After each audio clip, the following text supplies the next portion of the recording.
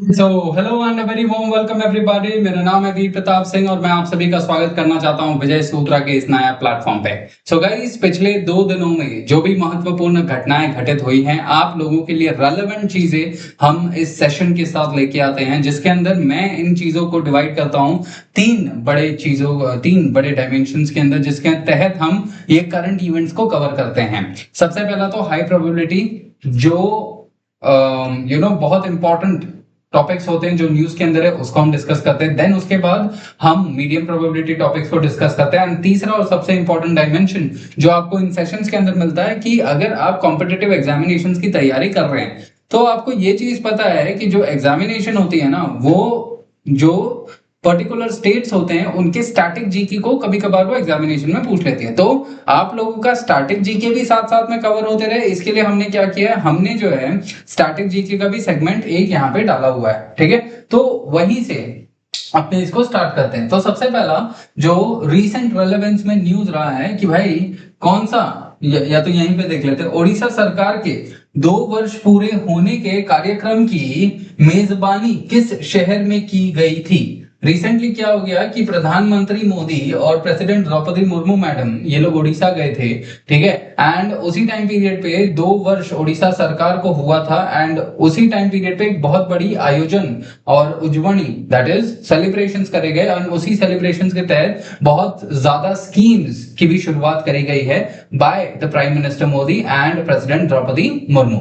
सो यहां पर कौन से शहर के अंदर किया गया था, भुवनेश्वर, रायरंगपुर, कटक या संबलपुर। तो इसका उत्तर हो जाएगा कि रायरंगपुर के अंदर ये चीज करा गया था। बहुत बड़ा जो प्रोग्राम है ना, उड़ीसा गवर्नमेंट का 2 साल पूरा होने का प्रोग्राम यहां पर किया गया था। अगले क्वेश्चन की तरफ बढ़ते हैं। तो जो अगला क्वेश्चन है वो क्या कहता है कि जो पहाड़पुर विलेज है उड़ीसा के अंदर, it has been announced to be developed as क्या, हेरिटेज विलेज, विरासत गांव, स्मार्ट सिटी, सोलार विलेज या नदी गांव। अब यहाँ पे आप स्वयं देख लो, विलेज है ना, तो स्मार्ट सिटी को तो आप एलिमिनेट कर दोगे, फिर इसके बाद अब इन तीनों में से आपको देखना है। तो वो हेरिटेज विलेज के तहत नहीं उसको कंसिडर किया गया है, देन उसको रिवर विलेज के तहत भी नहीं कंसिडर किया गया, लेकिन उसको कंसिडर किया गया है किसके तहत, सोलार विलेज के तहत, क्योंकि इन लोगों ने सोलार के ऊपर जो काम करे हैं ना बहुत विश्वसनीय है, इसीलिए इसको पहाड़पुर याद रखना, उसको सोलार विलेज के तहत कंसिडर किया गया, क्योंकि हर एक हाउस होल्ड में वहां पे क्या है, सोलार पावर इंस्टॉल्ड किया गया है। ठीक है, अगले सवाल की तरफ बढ़े हैं। तो अगला सवाल जो है क्या कहता है कि पहाड़पुर गांव में जिन पवित्र वनों की यात्रा की गई वे कौन से थे। मतलब मैंने वही बोला अभी, पीएम मोदी, अब देखो बहुत इंपॉर्टेंट सवाल है ये सब, कि भाई प्रधानमंत्री मोदी और मैडम मुर्मू जब वहां पे गए थे तो उन लोगों ने कौन से सेक्रेड ग्रोव्स की, सेक्रेड ग्रोव्स में गए थे। अब सेक्रेड ग्रोव्स याद रखना कि जो भी इंपॉर्टेंट ट्राइबल ग्रुप्स होते हैं या कोई गांव के लोग होते हैं, उन लोगों के लिए एक पर्टिकुलर एरिया जहां पे वनस्पति, ठीक है, जहां पर जहां पर वनस्पति या वन या फॉरेस्ट हो, उसको वो लोग बहुत पवित्र मानते हैं, धार्मिक मानते हैं, तो उसको अपने क्या कहते हैं, सेक्रेड ग्रोव्स। सो ये दोनों जन कौन से सेक्रेड ग्रोव में गए थे, क्या वो वन देवी एंड ग्राम देवी में गए थे, या संथाली जहेरा या हो जहेरा में गए थे, या शक्तिपीठ या ज्योतिर्लिंग में गए थे, या देवरई या अमरई में गए थे। तो यहां पर ये लोग गए थे कहां पे, क्योंकि ओडिशा जो है मेजरली ट्राइबल एरिया है, तो ये नाम से ही आपको क्या पता चलेगा कि दीज आर ट्राइबल नेम्स। सो उसका नाम था संथाली एंड हो। ठीक है, सो इस पर्टिकुलर सेक्रेड ग्रुप्स के अंदर गए थे। अगला जो सवाल है यहां पर बढ़े तो बहुत इंपॉर्टेंट सवाल है, चर्चे में भी था, प्रधानमंत्री मोदी और प्रेसिडेंट मुर्मू ने इसके ऊपर बात भी करी हुई है। तो सवाल क्या कहता है कि एक व्यक्ति है जिनका नाम है पंडित रघुनाथ मुर्मू, इनको जाना जाता है क्योंकि इन्होंने एक पर्टिकुलर स्क्रिप्ट बनाई। अब वो कौन सी स्क्रिप्ट बनाई, क्या उन्होंने ओल चिक्की बनाई, ब्राह्मी बनाई, शारदा बनाई या ग्रंथा बनाई। ग्रंथा बहुत पहले से ही है, शारदा बहुत पहले से ही है, ब्राह्मी सबसे पुराना स्क्रिप्ट है, तो बचा कौन सा, ओल चिकी। जो ओल चिकी स्क्रिप्ट है ना, एक लैंग्वेज होता है संथाली संथाली भाषा। ये जो संथाली भाषा होता है ना, ये एक ट्राइबल भाषा होता है। ठीक है, अब इस ट्राइबल भाषा को और ज्यादा प्रख्यात बनाने के लिए एक स्क्रिप्ट बनाया गया बाय दिस मैन, एंड ये जो स्क्रिप्ट था ओल्ड चिकी स्क्रिप्ट था। ठीक है, ये चीज समझना, ये चीज याद रखना। ऑलराइट, सो संताली भाषा के लिए ओल्ड चिकी स्क्रिप्ट बनाया गया था। अगले क्वेश्चन की बात करें तो रिसेंटली ये जो स्कीम है ना, ये बहुत ज्यादा चर्चे में था, क्योंकि एक पर्टिकुलर सेक्शन ऑफ पॉपुलेशन को बहुत बेनिफिट करवाना है, ऊपर उठाना है। सो यहाँ पर पीएम जन्म mission is primarily meant for whom? Is it meant for urban poor families, या शेड्यूल्ड कास्ट सिर्फ, या पर्टिकुलरली वल्नरेबल ट्राइबल ग्रुप्स, या वुमेन एंटरप्रेन्योर्स? अब मेजॉरिटी लोग जन्म से जननी को कोरिलेट करके वुमेन के ऊपर चले जाएंगे, लेकिन ये गलत होगा। ठीक है, अर्बन पुअर फैमिलीज भी नहीं है, शेड्यूल्ड कास्ट भी नहीं है, इसका उत्तर क्या है? Particularly vulnerable tribal groups. अब ये जो आंसर है, ये आंसर क्यों आता है? ये आंसर इसके लिए आता है क्योंकि पीएम जन्म का फुल फॉर्म जो है ना, वो जनजाति उत्थान के लिए है। जनजाति, जनजाति मतलब क्या? अपने पहले जो है ना, अंग्रेजों द्वारा जो नाम दिया गया था वो था आदिवासी, लेकिन आज के टाइम में अपने आदिवासी नहीं बोलते। क्यों? क्योंकि it is a disrespect to that particular people. So that is why हम एक नए नाम से आए हैं, and that is going to be known as janjati. And मैं भी ये चीज मानता हूं, ठीक है, जनजाति ही बोलना चाहिए, या जिनको पीड़ित किया गया वर्ग है वो बोलना चाहिए, क्योंकि इक्वालिटी होना बहुत जरूरी है। हाँ, भाई बहन है वो हमारे, तो उस संबंध में ये चीज किया गया। तो इनको उठाने के लिए, क्योंकि इनको पिछड़ा हमेशा से रखा गया था, तो इनको ऊपर उठाने के लिए ये मिशन की शुरुआत करी गई है, पीएम जनजाति मिशन। ठीक है, तो पीएम जन्म की ये बात होती है। सो ये चीज याद रखनी। अगला जो सवाल रहेगा यहां पर देखो, धरती आबा जनजातीय ग्राम उत्कर्ष अभियान is associated with what? Space technology, tribal rural infrastructure development, coastal fisheries, या इंडस्ट्रियल कॉरिडोर्स? ठीक है, ये सवाल क्यों बनाया गया? क्योंकि प्रधानमंत्री मोदी और द्रौपदी मुर्मू मैडम गए वहां पे। इसके अलावा इंडिया लेवल पे भी बहुत सारे स्टेप्स जो हैं इस टाइम पे लिए गए थे in order to cater to the communities. ठीक है, तो यहां पर नाम से ही वापस से जाइए, जनजाति। जनजाति मतलब क्या हो जाएगा? Tribal rural infrastructure development. ठीक है, तो जनजाति मतलब ये सीधा सीधा आपको ये चीज पता चल रहा है। ऑलराइट, सो ये एक पॉइंट आपको ध्यान रखना है। ठीक है, नाउ अगला जो सवाल के ऊपर बढ़े तो the next question is, recently बहुत ज्यादा चर्चे में, क्योंकि प्रधानमंत्री मोदी ने अपने कहावत में एक चीज कही थी, एंड उसी चीज के ऊपर ये चीज बेस्ड हो गया कि आज के जमाना में around how many Eklavya model residential schools were set to have opened across the country? लगभग 100 स्कूल्स बनाए गए, लगभग 300, लगभग 500, या लगभग 900।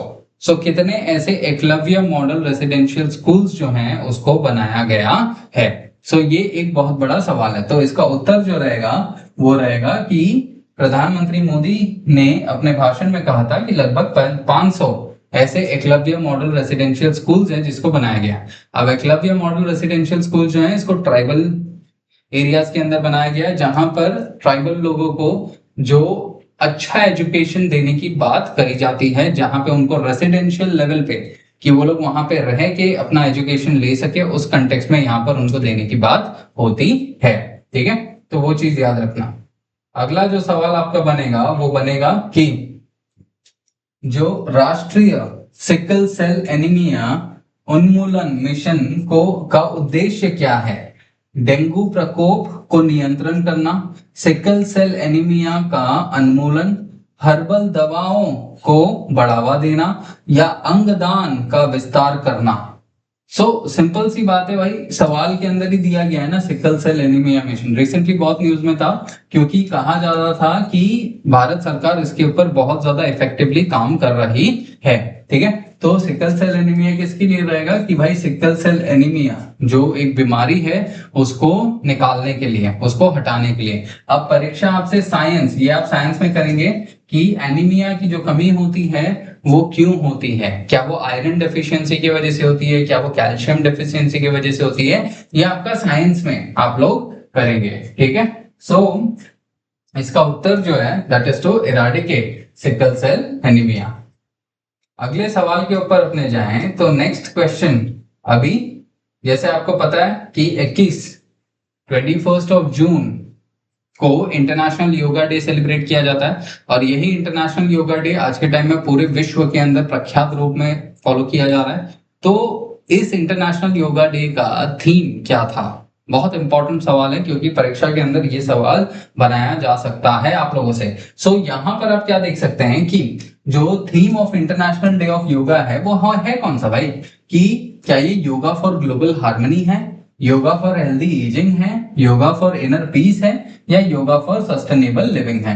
तो ये जो इसका थीम रहेगा, it is going to be yoga for healthy ageing. This is going to be the theme of yoga for healthy ageing.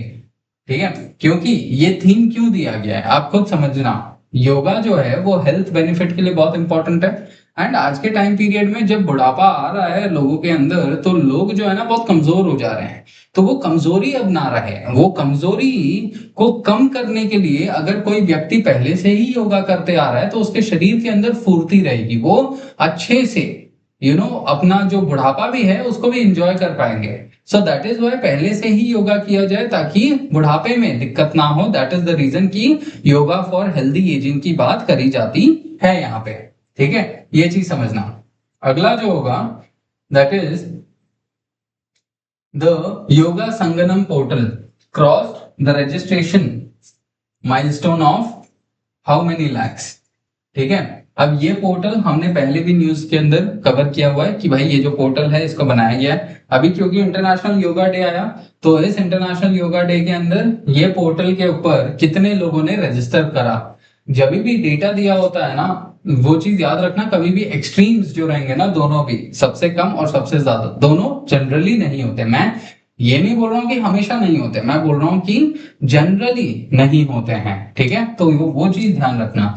अब इसके अलावा यहां पर आप क्या देखते हो कि क्या योगा संगम पोर्टल में, क्या योगा संगम पोर्टल में 60,000 है, 60,000 लोगों ने रजिस्टर किया, या 6 लाख ने, या 16 लाख ने, या 60 लाख ने? तो 60 लाख भी नहीं होगा, 60,000 भी नहीं होगा, क्योंकि 130 से भी ज्यादा करोड़ की आबादी है भारत की, तो 60,000 तो होगा नहीं। तो 6 लाख या 16 लाख हो सकता है। तो the answer is going to be B, that is 6 lakhs, है ना? तो 6 लाख लोगों ने इसके ऊपर अपना रजिस्ट्रेशन किया। अगला जो अभी अपने बात करें तो रिसेंटली बहुत ज्यादा, कल ही ये बहुत ज्यादा चर्चे में था कि भाई जो Bharat coal and gasification and chemicals limited projects जो है ये कहां पर लोकेटेड है, क्योंकि अगेन ओडिशा के companies were in the news. ठीक है, जो वो आउटपुट कर रहे हैं वो चर्चे में था, इसके लिए यहाँ पर ये जो कंपनी है ना, इसके बारे में ही पूछ लिया गया कि कौन से ये पर्टिकुलर एरिया के अंदर लोकेटेड है। ठीक है, तो ये एक चीज आप लोगों ने क्या करना है, ध्यान रखना। ठीक है, तो ये एक चीज क्या करना है आप लोगों ने ध्यान रखना है। ऑलराइट ना, अब यहाँ पर ये जो सवाल है ना कि भाई Bharat coal gasifications and chemicals limited ये कौन से पर्टिकुलर एरिया के अंदर लोकेटेड है? क्या ये पारादीप में है, क्या ये लखनपुर में है, क्या ये अंगुल में है, या क्या ये सुंदरगढ़ में आता है? तो अपने को ये पता है कि भाई ये जो है ना ये उड़ीसा के अंदर है, लेकिन उड़ीसा के अंदर भी ये कहाँ आता है? लखनपुर के अंदर आता है। अब ये जो प्लांट है ना इसके बारे में थोड़ा देख लेते हैं, क्योंकि ये प्लांट बहुत इंपॉर्टेंट है आपके लिए। तो coal to ammonium nitrate project of BCGCL was laid at Lakhanpuri in Jharsuguda district. It is described as the landmark move for energy security, domestic and utilization of coal gasification technology. Recently जो है ये जो technology होता है ना ये बहुत ज्यादा चर्चे में होता है, क्योंकि भारत जो है ना वो एनर्जी सिक्योरिटी के लिए बहुत ज्यादा काम कर रहा है। ठीक है, क्योंकि अभी आपने ऑलरेडी देख लिया है कि कितना ज्यादा वल्नरेबिलिटी है कि अगर मिडल ईस्ट के अंदर कोई मसला हो जा रहा है उसकी वजह से भारत के अंदर तेल के प्राइसेस बढ़ जाते हैं। तो वो जो तेल के प्राइसेस बढ़ जा रहे हैं तो वो क्यों बढ़ जा रहे हैं? ठीक है, वो क्यों बढ़ जा रहे हैं? तो यहाँ पर क्या होगा कि ताकि हम वापस से वो सिचुएशंस फेस नहीं करें, इसके लिए हमने क्या बोला कि थोड़ा नेशनल लेवल पे हम क्या करेंगे, थोड़े काम कर लेंगे, है ना? तो अगला जो है ये जो कंपनी की अभी जस्ट अपन ने बात करी, इसका उत्तर क्या होगा कि ये जो BCGCL है ये जॉइंट वेंचर कौन से दो कंपनियों के बीच में है, ठीक है। अब यहाँ पे आपको यही याद रखना है कि ये कौन से कंपनियों के बीच में जॉइंट वेंचर है, कि क्या वो NTPC एंड सेल के बीच में, या क्या वो कोल इंडिया लिमिटेड एंड बेल के बीच में, NLC इंडिया एंड गेल के बीच में, या ONGC एंड IOC के बारे में। तो अगर आप इसका फुल फॉर्म देखेंगे, Bharat coal gasifications and chemicals limited, Bharat coal gasifications and chemicals limited, ठीक है, Bharat coal gasification and chemicals limited. अब यहाँ पर, ठीक है, यहाँ पे जो उत्तर रहेगा, यहाँ पे लॉजिक वगैरह से नहीं जाएंगे, डायरेक्ट उत्तर पे जाते हैं। तो कोल इंडिया लिमिटेड एंड भेल, इन दोनों के बीच का जॉइंट वेंचर है ये पर्टिकुलर कंपनी, ठीक है ना। अगले सवाल पे जाएं तो ये बहुत इंपॉर्टेंट है क्योंकि ये सबसे पहली बार हुआ है आज तक, ठीक है। अब ये सबसे पहली बार हुआ है, क्या हुआ है, तो द फर्स्ट, ओडिशा से सूखे पूरे अंडे का पाउडर का पहला व्यावसायिक निर्यात किस देश को किया गया है। The first commercial export of dried whole egg powder from Odisha was sent to which country. क्या उसे जर्मनी भेजा गया, ऑस्ट्रिया भेजा गया, फ्रांस भेजा गया, जापान भेजा गया। रिसेंटली आपको पता रहेगा जापान ने भारत के मैंगोज को रिटर्न कर दिया, क्योंकि जापान को लगा कि बहुत ज्यादा इसके अंदर जो फर्टिलाइजर्स है उसको यूज किया जा रहा है। तो ये जो commercial export of dried whole egg है, ये सबसे पहले किसको भेजा गया कमर्शियल लेवल पे, ऑस्ट्रिया, ऑस्ट्रिया जो कंट्री है ना यूरोप के अंदर, उसको भेजा गया है ये पर्टिकुलर चीज, ठीक है। तो अपीडा ये जो संस्था है, इसने इस पर्टिकुलर कमर्शियल एक्सपोर्ट को बढ़ावा देने का प्रयास किया। और ये चीज जो है, मैंने पहले भी अपन ने अपीडा के बारे में डिस्कस किया है ऑलरेडी, कि भाई अपीडा जो है वो क्या है, जो एग्रीकल्चरल प्रोडक्ट्स का एक्सपोर्टिंग एजेंसी है ना, वो होता है अपीडा, ठीक है। देन अब आते हैं मीडियम प्रोबेबिलिटी क्वेश्चंस पे, जो कि वंस अगेन बहुत इंपॉर्टेंट है सेगमेंट। तो ये जो मीडियम प्रोबेबिलिटी क्वेश्चंस होते हैं, इसके अंदर देखिए सबसे पहला जो सवाल बनेगा, agri stack, agri stack is being launched under which mission. क्या वो नेशनल सीड मिशन है, या तो डिजिटल एग्रीकल्चर मिशन है, एग्रो एक्सपोर्ट मिशन है, या सॉइल हेल्थ मिशन है। तो यहाँ पर अगर आप देखोगे एग्री एंड स्टैक, एग्री मतलब डायरेक्ट ये एग्रीकल्चर से संबंधित होगा, ठीक है। अब एलिमिनेट करते हैं, तो soil health mission, soil health mission जो है वो एक स्कीम है, सॉइल हेल्थ कार्ड उससे संबंधित होता है, और ये डायरेक्टली सॉइल हेल्थ से है, ठीक है, एग्रीकल्चर से सीमित नहीं है। देखो soil and agriculture, soil and production है इंटरलिंक, लेकिन ये स्कीम अलग है। Agriculture, then agricultural agro export mission, agro export mission जो है वो डायरेक्ट एग्रीकल्चर से संबंधित नहीं होता है, ठीक है। एग्रीकल्चर के जो भी प्रोडक्ट्स हैं उसको जब कन्वर्ट किया जाएगा एंड देन उन प्रोडक्ट्स को जब एक्सपोर्ट किया जाता है तो उसको कहते हैं अपने agro exports. National seed mission, seed mission मतलब बीज की बात हो रही है, तो शायद ये हो सकता है, और एल्स डिजिटल एग्रीकल्चर मिशन। अब डिजिटल एग्री, इसका उत्तर जो रहेगा वो डिजिटल एग्रीकल्चर मिशन रहेगा, क्योंकि एग्रीकल्चर को भी डिजिटाइज करने की बात हो रही है, जहां पर डिजिटल लेवल पे एग्रीकल्चरल नॉलेज वगैरह ये सब चीज पूरा एक डिजिटल इंफ्रास्ट्रक्चर बनाया जाए एग्रीकल्चर के इर्द गिर्द, उसको कहते हैं द एग्री स्टैक, ठीक है। नाउ अगले सवाल पे बढ़ें, तो ये अभी रिसेंटली हुआ है, जो कि अनदर बहुत इंपॉर्टेंट इवेंट है, कि जो उज्बेकिस्तान है वो सबसे पहला सेंट्रल एशियन मेंबर बना कौन से बैंक का, ठीक है। क्या वो एशियन डेवलपमेंट बैंक का बना, क्या वो न्यू डेवलपमेंट बैंक का बना, क्या वो वर्ल्ड बैंक का बना है, क्या वो इस्लामिक डेवलपमेंट बैंक का जो रिसेंट मेंबर है ना वो बना है। तो यहाँ पर आप सीधा सीधा देख सकते हो, वर्ल्ड बैंक तो वो नहीं होगा, क्योंकि वर्ल्ड बैंक के मेजरली सारे ही कंट्रीज होते हैं, तो अभी उज्बेकिस्तान क्यों बनेगा, नॉर्थ कोरिया थोड़ी है उज्बेकिस्तान, ठीक है। तो वो पहले से ही था। इस्लामिक डेवलपमेंट बैंक एक रिलीजियस, मतलब क्या ही कंटेक्स्ट हो गया वो, ठीक है। बचा क्या, Asian development bank and new development bank.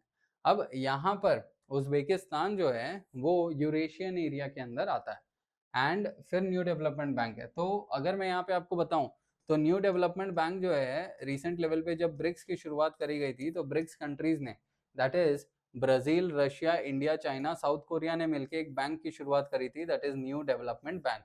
और इसी न्यू डेवलपमेंट बैंक के पहले जो मेंबर्स थे ना, यही 5 लोग थे, लेकिन धीरे धीरे करके इस बैंक के मेंबरशिप के अंदर और एक्सपेंशन किया गया। एंड रिसेंट लेवल पे क्या हुआ है कि उज्बेकिस्तान जो है वो जो सेंट्रल एशियन कंट्री है उसने इसके अंदर भागीदारी ली। तो Uzbekistan became member 10th full member of the BRICS and the new shareholder। ठीक है, नाउ अगले पे जाएं तो ये इंपॉर्टेंट है। जैसे अभी जस्ट मैंने आपको बोला कि भाई जो न्यू डेवलपमेंट बैंक है वो कहाँ पर लोकेटेड होता है, क्या वो बीजिंग में लोकेटेड होता है? क्योंकि अगर आप देखोगे ना तो न्यू डेवलपमेंट बैंक का जो हेडक्वार्टर्स है, ठीक है, या तो मैं ब्रिक्स की बात कर लूँ तो ब्रिक्स का जो हेडक्वार्टर्स है, देन ब्रिक्स का जो रीजनल मीटिंग होता है, ब्रिक्स का जो चेयरमैनशिप होता है, ये सब इन 5 कंट्रीज के बीच में रिवॉल्व होते रहता है। और उसी के कंटेक्स्ट में जो न्यू डेवलपमेंट बैंक हुआ है उसको जब बनाया गया तो उसका कैपिटल कहाँ है? क्या वो बीजिंग में है, क्या वो शंघाई में है, क्या वो सिंगापुर में है, या क्या वो न्यू दिल्ली में? तो सिंगापुर में तो होगा नहीं, क्योंकि सिंगापुर तो भाई ओरिजिनल मेंबर है ही नहीं, ओरिजिनल मेंबर की इधर ही रहेगा, इंडिया के अंदर भी नहीं है। ठीक है, तो इसका जो कैपिटल है ना, it is going to be where, it is going to be in the China, that is Shanghai. ठीक है, यहाँ पर रहेगा, it is in Shanghai. And उनके करंटली जो चीफ है ना, इट इज दिल्मा रोजेफ। ये याद रखना, एग्जाम में पूछा जा सकता है। अगला, रिसेंटली क्या हुआ है कि एक वर्किंग ग्रुप बनाया गया था on artificial intelligence in insurance. लेकिन उसको बनाया किसने? मतलब एक कमिटी जैसा बनाया गया है आर्टिफिशियल इंटेलिजेंस इन इंश्योरेंस में, तो उसको किसने बनाया? अब देखो, सेबी मतलब क्या? Securities and exchange board of India, मतलब ये शेयर होल्डर, स्टॉक ब्रोकर्स इनका है, तो सेबी नहीं होगा। आरबीआई जो है वो मॉनेटरी पॉलिसी के लिए होता है, मतलब पैसा। ठीक है, बैंकिंग, तो ये भी नहीं होगा। नाबार्ड जो है वो वो जो है वो रीफाइनेंसिंग एजेंसी है, तो नाबार्ड भी नहीं होगा, रूरल डेवलपमेंट के लिए होता है। सो बचा क्या? IRDAI, जो insurance regulatory and development authority of India. तो इंश्योरेंस, इंश्योरेंस, यहाँ से आप उस सवाल को आसानी से सॉल्व कर सकते थे। ठीक है, तो IRDAI ने रिसेंटली ये चीज को शुरुआत करी हुई थी। अगले सवाल के ऊपर जब अपने जाएं तो ये जो व्यक्ति हैं, दैट इज केकी मिस्त्री। केकी मिस्त्रीज interim tenure as the chairman of HDFC Bank was extended until। तो रिसेंटली हुआ क्या था कि HDFC के जो चेयरमैन है उन्होंने तत्काल लेवल पे अचानक से रिजाइन कर दिया। एंड जब भारत के इतने बड़े बैंक के चेयरमैन ने रिजाइन कर दिया तो उनके बदले एक इंटरिम चेयरमैन मतलब टेम्पररी चेयरमैन को बिठाया गया, ताकि जब तक वो दूसरे चेयरमैन को चुन ना ले तब तक केकी मिस्त्री एज अ टेम्पररी चेयरमैन वहां पर रहेंगे। ठीक है, तो इसीलिए अब यहाँ पे क्या हो गया कि जो इनका टेम्पररी नेचर है ना, वो भी, जो टेम्पररी टाइम पीरियड है ना, वो भी समाप्त होने वाला है। वो भी समाप्त हो गया था, लेकिन उसको क्या किया? एक्सटेंड कर दिया गया। अब एक्सटेंड कब तक किया गया? क्या वो उसको जून 18 2026, सितंबर 18 2026, दिसंबर 18 2026 या मार्च 18 2027? ठीक है, अब टेम्परेरी का मतलब ये थोड़ी है कि पूरा 1 साल के लिए एक्सटेंड कर देंगे। ठीक है, 2026 हो रहा है, 2027 तक थोड़ी करेंगे। टेम्पररी मतलब ये ऐसा थोड़ी होता है कि भाई 7-8 महीने के लिए एक्सटेंड कर देंगे। टेम्पररी मतलब 3 महीना। ठीक है, अब जून 18 तो ऑलरेडी होके गया है ना, तो बचा गया सितंबर 18, 2 महीने। सो टेम्पररी मतलब वही होता है ना। So this is going to be another aspect, तो वो चीज का थोड़ा ध्यान देना। देन अगला जो है that the Kishau multipurpose dam project is linked with the rejuvenation of which river? क्या वो गंगा नदी से संबंधित रखता है, क्या वो यमुना से संबंधित रखता है, या क्या वो नर्मदा से संबंधित रखता है, या क्या वो गोदावरी से संबंधित रखता है? तो ये जो संबंधित रखता है that is going to be with the Yamuna. मतलब ये बस आपको नाम याद रखना है, क्योंकि जो रिसेंट लेवल पे है ना, ये चर्चे में था इवेंट, ये डैम जो है वो चर्चे में था इसके लिए। ठीक है, तो ये एक चीज है। अब यहाँ पर एक बार है ना, बस आप इसके एक्सप्लेनेशन को एक बार ही है ना इसके एक्सप्लेनेशन को आप पढ़ लीजिए, just read the explanation once.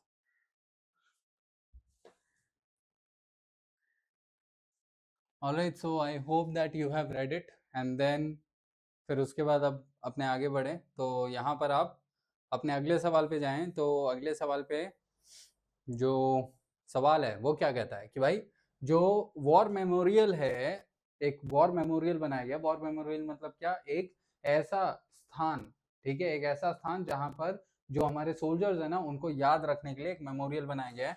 उसको रिसेंटली वाइस प्रेसिडेंट साहब ने विजिट किया लेह के अंदर।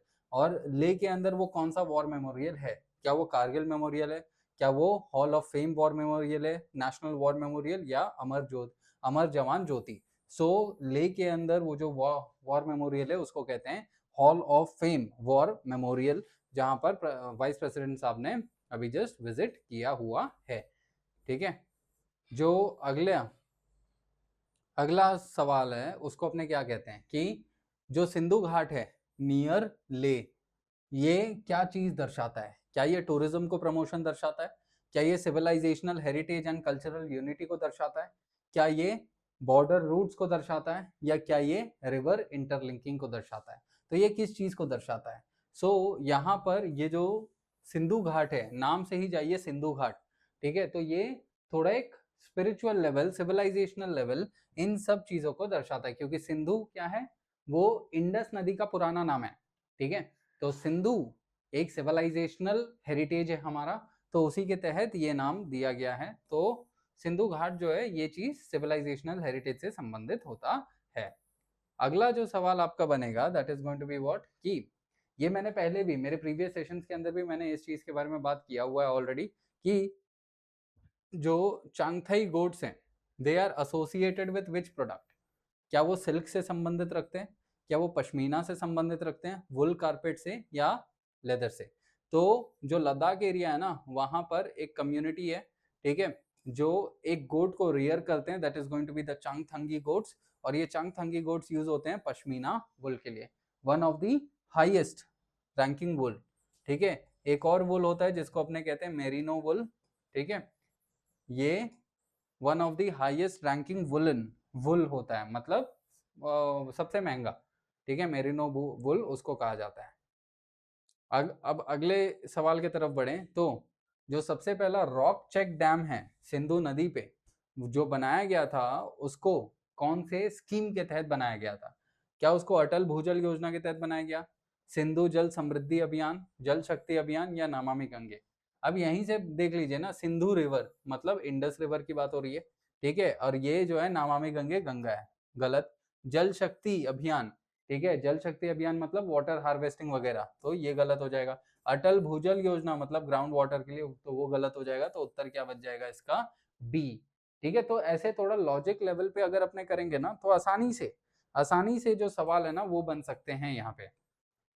अब अगले सवाल की तरफ अगर अपने बढ़े तो रिसेंटली क्या हुआ है कि एक पर्टिकुलर मीटिंग हुई है भारत बिल्डकॉन की।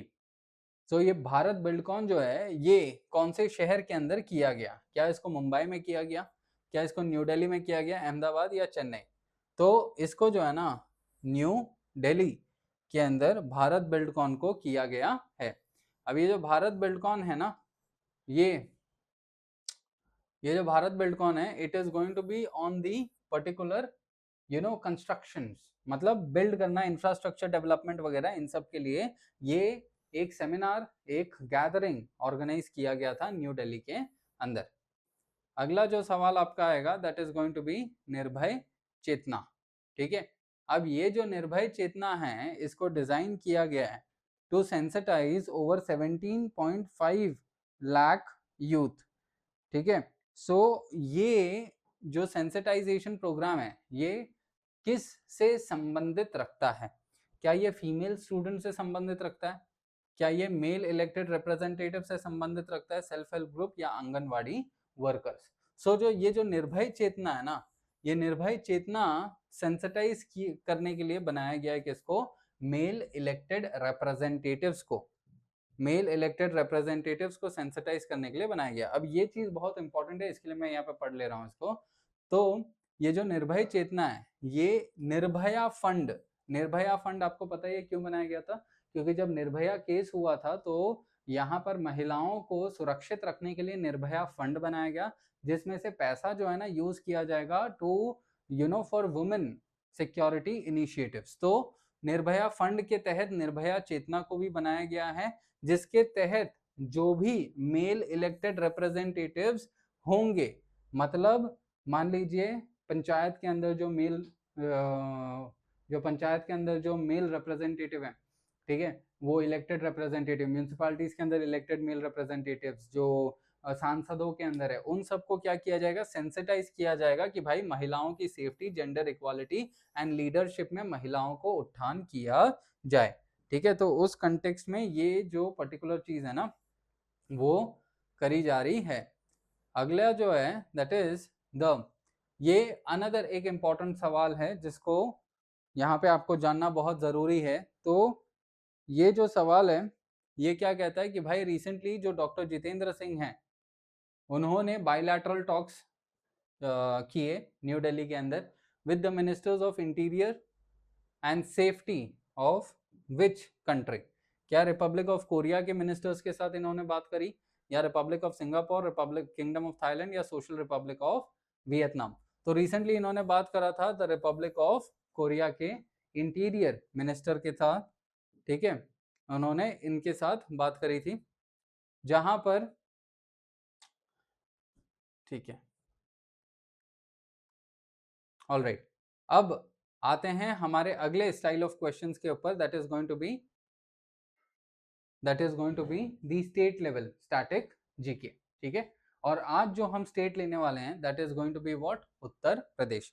क्योंकि आप लोगों ने देखा है कि पिछले सेशंस के अंदर हमने दूसरे स्टेट्स को कवर किया था, बट आज के स्टेट्स के अंदर हम क्या करेंगे? उत्तर प्रदेश को कवर करेंगे। तो उत्तर प्रदेश के अंदर हम क्या देख रहे हैं कि we are going to be, सबसे पहले जो स्टैटिक लेवल पे उत्तर प्रदेश की बात करें तो हमें पता है कि भारत की आज़ादी के बाद बहुत सारे जो स्टेट्स हैं बनाए गए, क्योंकि जब भारत आज़ाद हुआ था तो सिर्फ 14 स्टेट थे, लेकिन आज 28 स्टेट हैं। तो भारत के अंदर बहुत सारे जो स्टेट हैं, राज्य हैं, उनके जो बाउंड्रीज हैं उसको रीड्रॉ किया गया है। तो उस कंटेक्स्ट में यहाँ पे क्या है कि before being renamed as Uttar Pradesh in 1950, the state of Uttar Pradesh was known by which name? Central provinces, United provinces, north western provinces, या अवध प्रोविंस? तो देखिए अवध पहले था, नॉर्थ वेस्टर्न प्रोविंसेस भी पहले था, एंड इसका जो उत्तर हो जाएगा that is going to be the UP, that is United Provinces, ये पहले कहा जाता था। अवध पहले जाना जाता था, देन नॉर्थ वेस्टर्न प्रोविंसेस भी पहले जाना जाता था, सेंट्रल प्रोविंसेस जो है वो नीचे, UP was not known as Central provinces.